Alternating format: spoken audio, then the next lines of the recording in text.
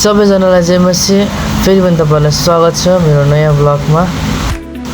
आज हामी नानीको लागि क्रिसमस शपिङ गर्न जाँदैछौँ र नानी धेरै नै खुसी छ।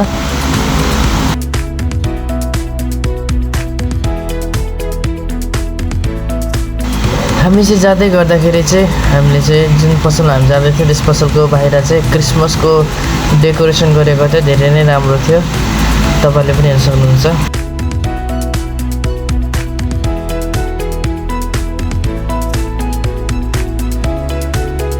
र तपाईहरुलाई पनि ह्यापी क्रिसमस छ, मेरी क्रिसमस छ, क्रिसमसको धेरै धेरै शुभकामना छ।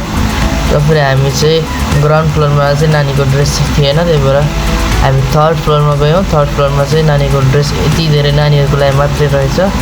अनि हामी सबै हेरेर छक्क पऱ्यौँ, हामी त कुनले लगेर जाऊँ कुन नलगेर जाऊँ भन्ने सबै राम्रो थियो। र भाउजू त धेरै नै खुसी हुनुभएको थियो त्यो नानीको ड्रेस देखेर। अनि जसको लागि शपिङ गर्न आएको त्यो मान्छे त मजासँग सुतिरहेछ। अनि मैले नानीलाई छानिदिएको यो भर्खर देख्नुभयो नि, त्यो छानिदिएको छु। अनि मैले त्यो प्याकेजिङ गरेको भिडियो चाहिँ बनाउनु पाएन, अलिकति धेरै लाज लागेर हो कि के हो खै, भिडियो बनाउन अलि हल्का कन्फिडेन्स अझै आएको छैन। बिस्तारै बिस्तारै आउँछ होला कन्फिडेन्स।